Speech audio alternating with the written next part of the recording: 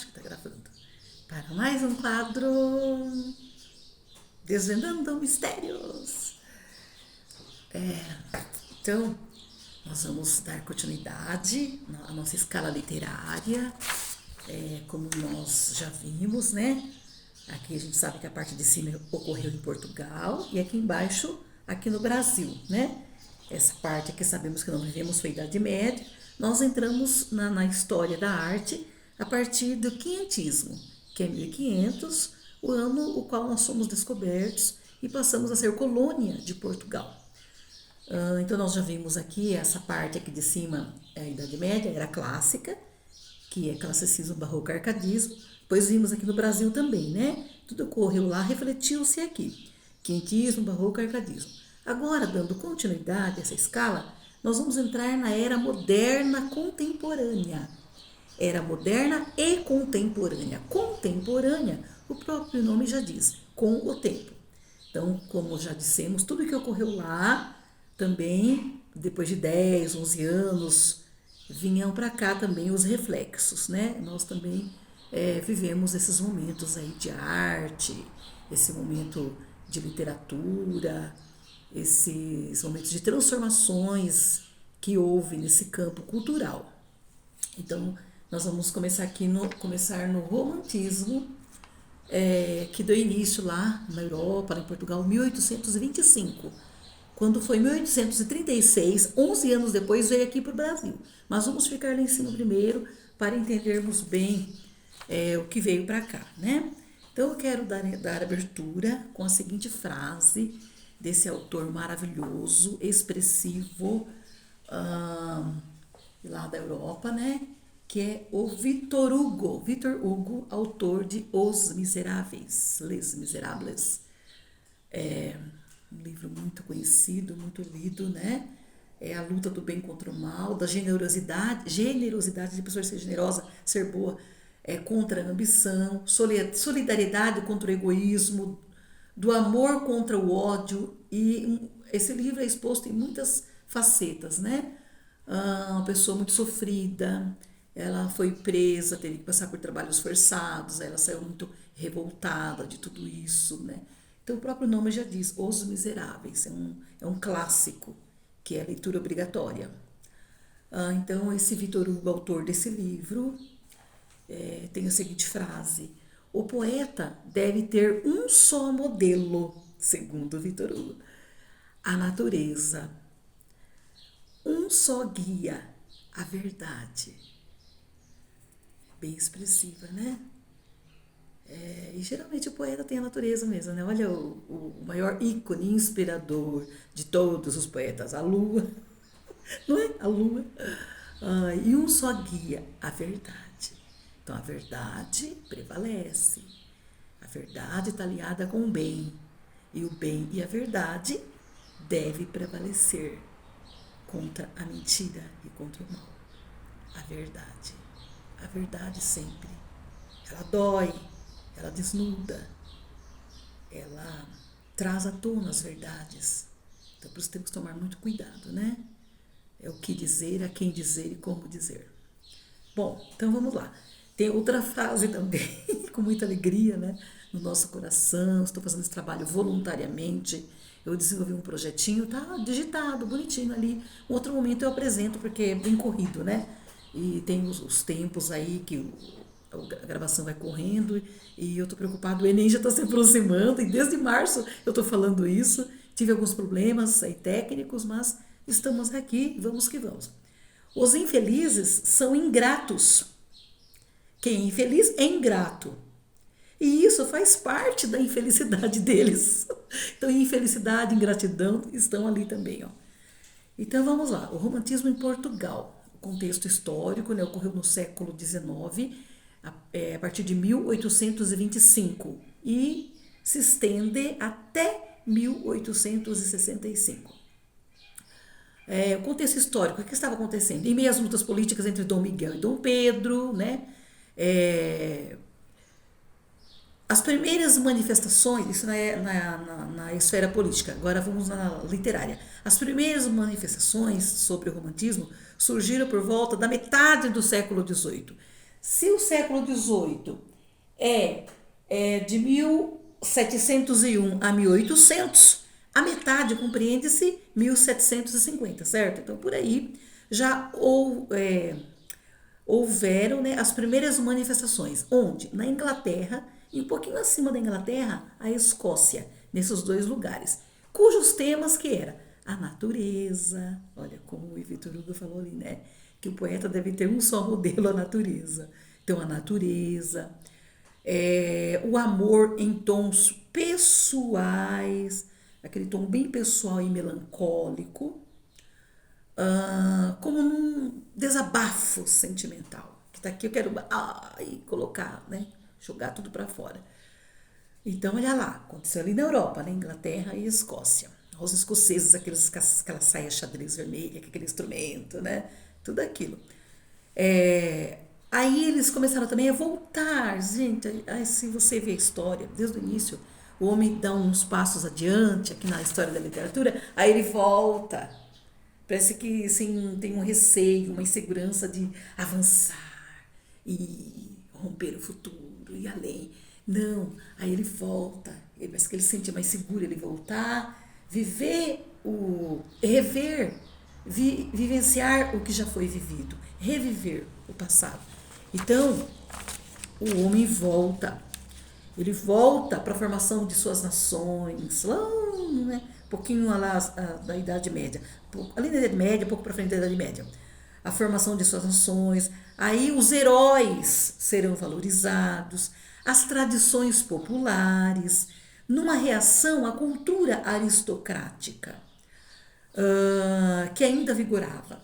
Aí, gente, nós temos que ver certinho, entender o que é monarquia, o que é aristocracia, o que era absolutismo, porque essa parte econômica, política, aí vai influenciar. Se eu não entendo, mas é aula de literatura, português, sim, mas se você não entender o que está acontecendo historicamente, porque é um contexto, é tudo ali, tá tudo ali. Então, se você não entender, né? Então, o que é o absolutismo? Começou lá no século XV, né? Na formação das nações, veio até o século XIX. Gente, lembrando que o século XIX está ali. Coloquei para a gente não esquecer. É de 1801 a 1900. Então, o que teve, compreendeu nesse período de tempo, 1801 a 1900? Aconteceu o absolutismo. Era uma forma de governo que se consolidou ali na Europa. Que a forma de governo era essa, o absolutismo. Era o poder concentrado na mão de um rei absoluto. Então, absoluto, é um só e acabou. Aí, que era a monarquia? Monarquia, gente, é a mesma coisa. Estava concentrado o poder na mão do rei. O rei exerce esse poder. E era de uma forma hereditária. Aí veio o pai, né? Que nem o Dom Pedro, do Pedro I, do Pedro II, certo? É hereditário. E o que é a aristocracia? Enquanto que a monarquia é o rei, o absolutismo é o rei, é um governo só absoluto, agora o que é a aristocracia? É um governo exercido por um grupo de pessoas. E geralmente essas pessoas não são qualquer pessoa, não o povão, são os nobres, né? A classe aristocrática, o pessoal que está lá em cima, a nobreza, que organizam, fazem as leis, né? Até hoje a gente vê que é assim, né, gente? Então, eles tinham um grande poder econômico e político. Era essa turma aí que mandava e acabou. Entendido? Bom, então nós vamos voltar para a história da literatura. Então, volta, ó, já está aqui na era moderna contemporânea, 1825, né? Século XIX, mas dá uma regredida, né? Visando esses valores aí, o herói, as tradições populares, porque eles estavam reagindo a essa cultura aristocrática, eles estavam enjoados, eles não queriam mais essa aristocracia, esse poder, essa maneira de governar. Então, os escritores, eles vão abandonar o tom solene, as rígidas regras poéticas, eles vão optar por um estilo mais simples, mais comunicativo, novos ritmos e variações na métrica. Agora a métrica é outro probleminha, mas que eu já falei, mas vamos dar uma breve revisada aqui. Não sei se vocês se lembram que eu já falei da métrica, né? Eu tenho essa frase aqui, ó. Riscando a solidão de uma alameda. Aí eu vou separar, fazer essa separação de sílabas. Só que não é separação comum, igual nós fazemos na gramática. São separação de sílabas poéticas. Onde eu tenho duas vogais, eu não vou separar, que vai ocorrer um fenômeno chamado elisão. Elisão, com S. Então vamos lá. Riscando a. Ó, o A já, tá vendo? Não vai ficar uma sílaba só. Solidão. De, ó, de uma. Então, de ou do, ma, alameda. Então, esse de depois ma, alameda. Então, aqui já ficou uma coisa só. De uma alameda. Então, se eu contar, 1, 2, 3, 4, 5, 6, 7, 8, 9, 10. Alameda. O da eu desprezo, porque minha sílaba tônica mais forte da última palavra é o me. Ó, alameda. Não é alameda. Se fosse alameda, eu ia parar no da e incluir o da. Não é alameda. Alameda, não é o a. Não é alameda. Não é. Então é o me. Então, alameda. Lembrando que Alameda, que é Alameda mesmo, gente? É uma rua toda arborizada, com árvores dos dois lados, a direita e a esquerda, que muitas vezes até se encontram lá em cima, aquele corredor magnífico, lindo. Olha lá, o poeta deve ter um só modelo, a natureza. Um dos modelos que o poeta deve ter, a Alameda. Dica aí, hein? Poetas, poetisas, mulheres poetisas. Igual músico, musicista. Olha aí a dica do Vitor Hugo. Então, vocês entenderam, gente? Então se deu 10, esse verso se chama decassílabo. E aí, tá? O 9, eneassílabo, o 7, heptassílabo. E aí tem toda uma escala. E o último é até o 12. 12 ou em decassílabo ou alexandrinos, em homenagem ao Alexandre, o Grande. Então, é muito rigor, então eles vão optar por uma coisa mais simples, mais tranquila aí, né? Novos ritmos, vai ter uma variação nessa métrica. Porque imagina, gente, o soneto, né? Que vem do latim, significa pequeno som. Eram duas estrofes duas de 4 e 8, 9, 10, 8, 9, 10, 11, 12, 13 e 14. Duas de 4 e duas de 3, para dar 14 versos. Gente, todos na métrica, todos decassílabos, palavras no... Nós vamos ver depois essa classe literária, né? Que é o parnasianismo, que a gente vai ver as palavras escolhidas, o vocabulário em comum, o soneto, né? O Camões também escrevia soneto. Então nós vamos ver que tem rigor formal. Então eles vão optar agora por uma coisa mais comunicativa, mais simples. O que uma das características também do romantismo? A liberdade de expressão.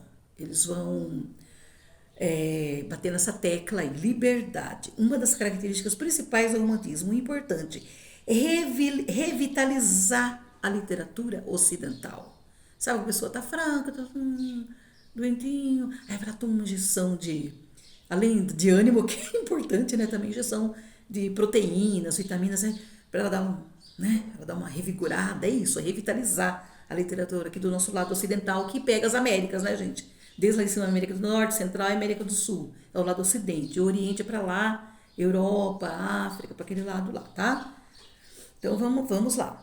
Duas revoluções marcaram e influenciaram esse período. Não tem como não falar da política, gente, infelizmente. Faz parte. Influenciou a literatura, claro. Quais foram, gente? A Revolução Industrial e a Revolução Francesa.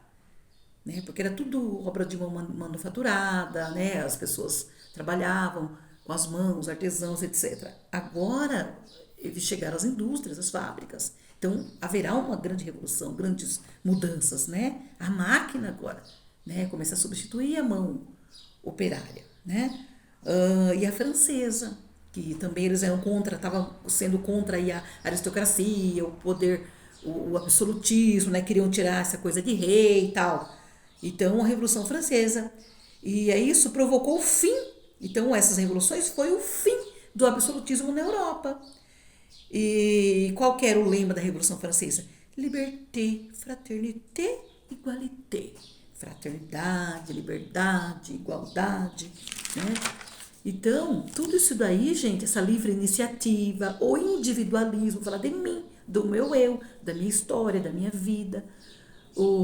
Então, a livre iniciativa, individualismo também econômico, o liberalismo político, e assim eles estavam estimulando o nacionalismo. Aquele clima de liberdade, de renovação, marcou profundamente a literatura. Então, o que ocorreu ali na economia, na política, isso vai influenciar na literatura.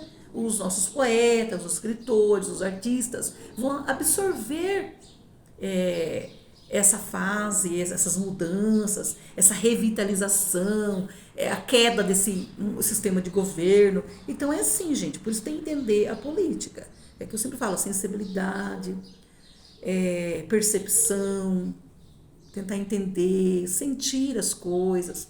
Aí você vai decifrando, vai compreendendo, vai ampliando seus horizontes, seu entendimento.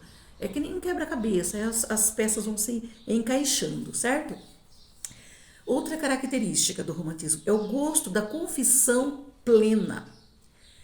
Ai, como é gostoso desabafar, eu quero confessar os meus sentimentos, aquilo que está agitando o meu íntimo. Mas assim, individual, quero falar de mim, do meu eu, do meu sentimento. Profundo, pessoal. Eu vou recusar o controle da minha razão, é só o meu sentimento.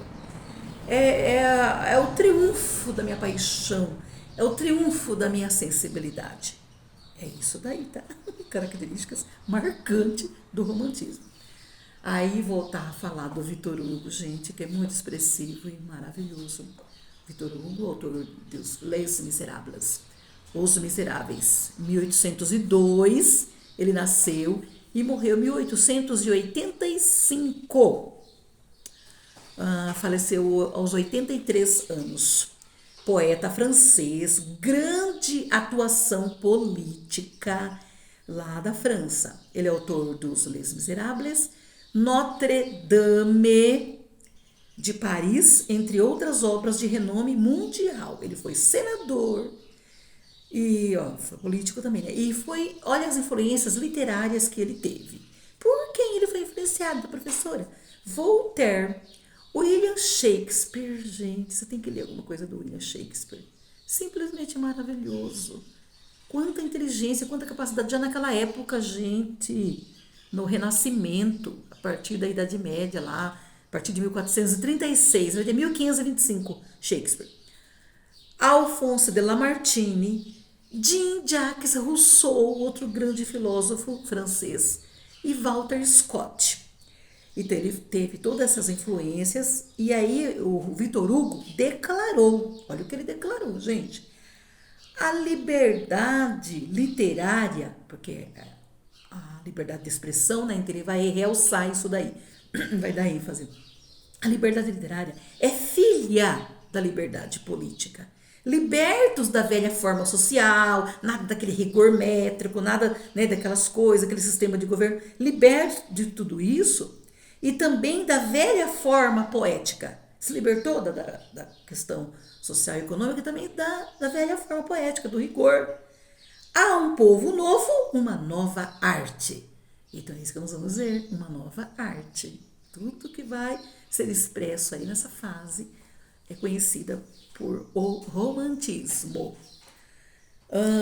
Também teve aquele movimento de independência das colônias, gente, da Espanha e Portugal, né? Porque Espanha e Portugal tinham algumas colônias, algum pedaço de terra que eles tinham domínio, né? Então começou a serem libertos alguns lugares, né? As próprias elites locais estavam favorecendo regimes republicanos, com exceção do Brasil, gente, que o nosso Brasil tornou-se em monarquia, enquanto algumas colônias estavam sendo libertas, o nosso passou a ser monarquia.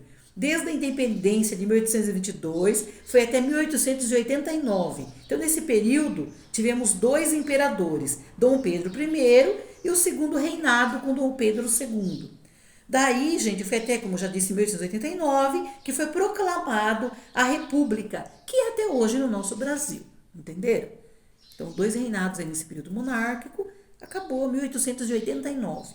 Aí veio a República, né, que é o nosso sistema atual, certo? Então, tá aí, belezinha? Vamos entendendo. Agora a gente vai ver a popularidade da literatura. Como se tornou popular, né? Gente, um dos maiores meios de comunicação, o jornal escrito, né? O jornal como meio de comunicação social, aí aumentou o número de pessoas alfabetizadas, a consolidação da classe burguesa, formação de um grande e novo público. Então eles vão buscar na literatura representações, situações as quais as pessoas pudessem identificar-se. Identificar-se, também assim, a questão dos familiares, negócio de casamento, a constituição da família, né? As tradições. Então as histórias que serão impressas nesse nível aí, que as pessoas possam ler e se identificar, para que elas gostem e continuem lendo. Então, antigamente, gente, era publicado em folhetins, tipo fascículos, panfletos, sabe? Um fascículo a cada mês, até completar tudo, depois publicavam-se os livros. Então, folhetins, histórias sentimentais ou de suspense, e era publicado nos jornais. Aí surgiram muitos autores, foi aberto esse espaço, né? Para as revistas, jornais, eles foram se profissionalizando, né? E a literatura se popularizando. Foi uma difusão da literatura, né? A profissionalização a profissionalização dessas pessoas aí, desses escritores, né? Então o escritor marca a cultura ocidental, destacando o romantismo. Então o romantismo entrou em destaque em relação às literaturas anteriores. Com licença, hidratar aqui. Nossa garganta, né? A água é maravilhosa. A água nos limpa por inteiro, né, gente? Nos purifica. Então, o que nós tivemos anteriormente? A Idade Média, o classicismo, o barroco, o arcadismo. Então, agora chegou o romantismo. O romantismo vai diferenciar-se, vai destacar-se por causa dessas edições, o jornal, esse meio de comunicação. Então, o século XIX, gente, o hábito de leitura, livros românticos, né?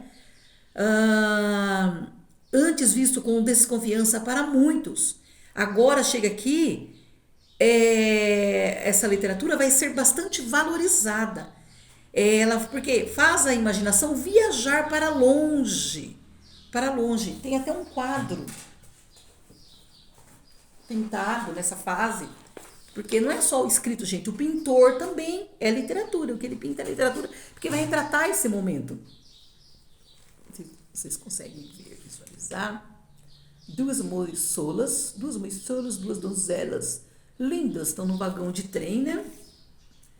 E se você olhar, uma dorme e a outra lê, tá vendo? Está absorta, entregue à leitura. Dá a impressão, né? A crítica diz que são as mesmas, uma está refletindo a outra. No início do século XIX, 1801, o hábito da leitura de livros românticos, né? Então a pessoa viaja para longe, é o que sugere esse quadro, As Companheiras de Viagem, de 1862, de Augustus Egg. Então as jovens são idênticas, enquanto uma lê, a outra dorme. E o que poderia simbolizar as maçãs, que mal se percebem na cesta ao lado daquela que sonha? A que sonha tem maçãs, numa cestinha do lado, aqui ó, ao ladinho dela. Uma cestinha com maçãs. E a outra, que está lendo, tem rosas, flores, ao lado dela. Então veja, a natureza. Voltando na frase do Victor Hugo lá. Que o poeta deve ter um só modelo, a natureza. Olha, a natureza está aqui presente, né?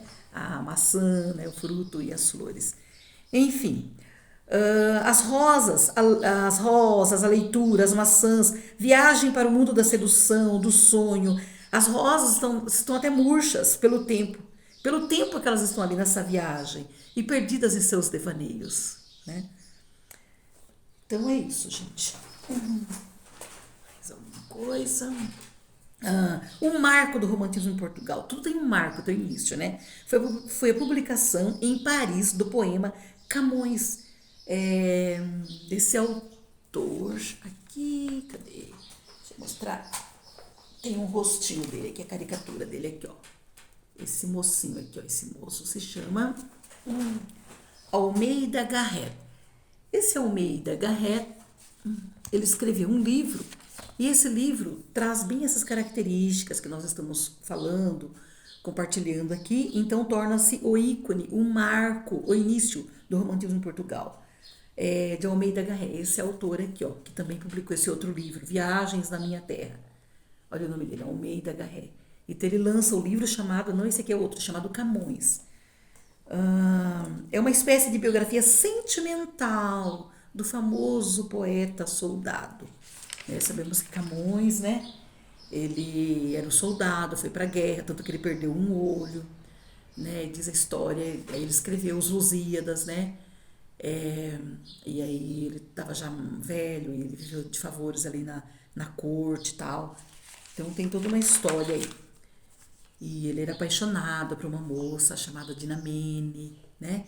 E disse que ela sofreu naufrágio e ele, em vez de salvá-la, ele preferiu salvar os Lusíadas, os poemas dele, que eram 8.816 versos, colocou debaixo do braço, que eram pergaminhos, couro de cabrito ou de ovelha, e saiu na nada, salvou os escritos dele e deixou a menina. Olha, gente, que crueldade, né? Mais tarde ele faz um poema, declarando amor para ela, pedindo perdão. Ai, tem coisa que não vou nem comentar. Bom, então, é isso daí. E aí, foi esse livro lançado em 1825. Se firmará esse poema só em 1836, com a criação da revista Panorama, com textos claramente românticos. Aí, também vão lançar revistas, tá vendo? Jornais, os fascículos, a publicação já de folhetins, dos romances, pintura, né, quadros, e agora as revistas também trarão essas textos com essas características românticas. Importantes escritores portugueses: Alexandre Herculano, Camilo Castelo Branco, Júlio Diniz. Ai, gente, o Camilo Castelo Branco, que dó, ele acabou se suicidando. Ai, muito triste a história dele. Leiam para vocês verem. Então, o Garrett, o Almeida Garrett, ele tem outras obras, tá? Como eu falei para vocês, o Camões, que é o início do romantismo lá em Portugal, Dona Branca, Folhas Caídas, Viagens na Minha Terra, que é esse daqui. Foi esse livro, gente, caiu no vestibular, tá? Tava na lista também. O pessoal foi obrigado a ler. É bonitinho, viu? Romance, cheio de flashback, cheio de digressão, que fala, volta, passada, aí anda um pouquinho, volta. Mas é interessante. E teatro também, Almeida Garrett escreveu teatro também, tá? O teatro chamado Frei Luís de Souza. Muito interessante, gente, essa história. Muito bonitinha, essa Frei Luís de Souza. Outra hora eu comento com vocês, não temos tempo, mas vão ver, que eu vi, é muito interessante, é comovente.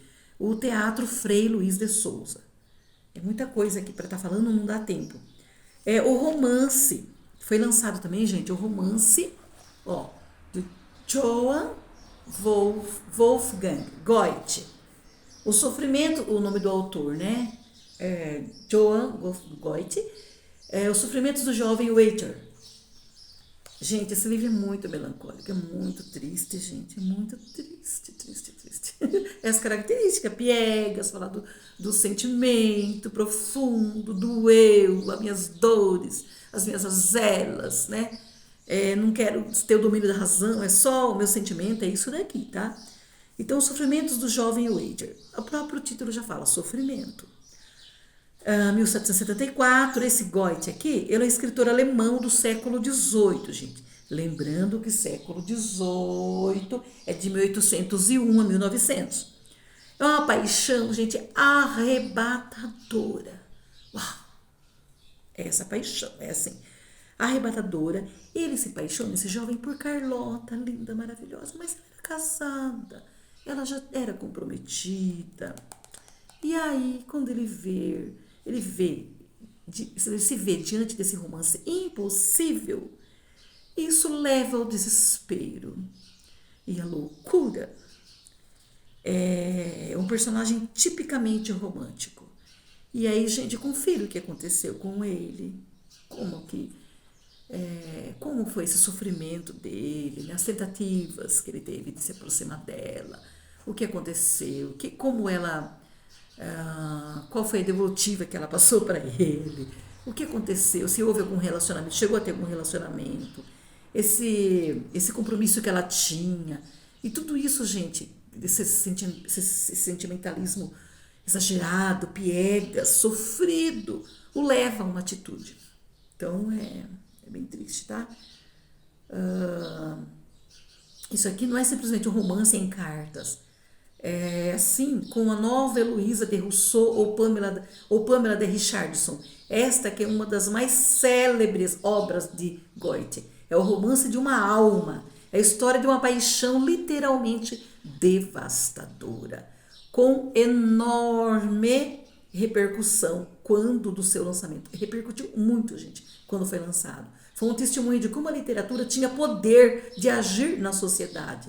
Não foram poucos. Olha, gente, tá vendo? Você tem que tomar muito cuidado.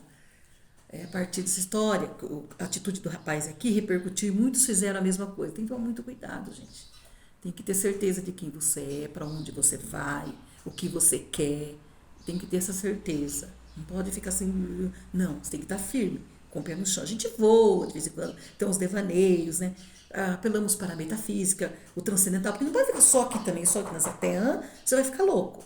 Mas a gente tem que tomar muito cuidado, buscar o equilíbrio. Nem tanto ao mar, nem tanto à terra. Ok? Esse é o conselho da professora. Então, confira aí, tá? Mas cuidado. Então, eu já falei um pouco dele, né? O amor é contrariado. Uma das características também, o amor é sempre contrariado. Eu quero aquela menina, eu quero aquela mocinha, eu quero muito ela, eu sou apaixonada por ela, eu tô morrendo por ela. Mas não vai dar certo, não pode. Não tem como. Entendeu? Então o amor é contrariado, o casamento às vezes é por dever aqui nesse lugar, para prender o interesse do leitor. Então sempre vai ter conflito, sempre. E aí vai, né? O fascículo, outro fascículo, o pessoal vai comprando, vai se envolvendo até chegar o fim, né? Aí publica-se o livro e quer ver igual a novela, quer ver o último capítulo aí. Vamos ver a hora, já tem meia horinha de aula. É isso aí, gente. Então, eu vou dar uma pausa, né? E depois retomaremos, tá? Se você gostou, prove que você gostou, deixando aí um likezinho, né? Porque agora eu caí nessa rede, quem caiu na rede é peixe, não é verdade? Você tá na chuva, você tem que se molhar. Então vamos lá compartilhar essa corrente pedagógica, que é do bem, ok? Aí a gente vai produzindo mais vídeos, é o que eu quero fazer, eu nasci para isso, eu gosto disso, foi minha profissão, eu me aposentei já, né? Estou aposentada, professora aposentada pelo governo do estado de São Paulo, tive 3 efetivações, e graças a Deus me sinto muito feliz com isso. Eu gosto de ensinar, eu gosto de falar, tá em mim isso, falar. Acho que são dons, né? Cada um, né, tem dom, todos nós temos dons, né? E eu sinto que é porque eu gosto muito, eu me sinto muito bem fazendo isso. E uma judiação, né? Você enterrar e deixar esquecer, ir pelo ralo, um pouco o que você adquiriu, um pouco da sua experiência. Então eu desejo do meu coração compartilhar isso, ok? Então, até o próximo vídeo. Ó, dá o likezinho lá, tá? Até!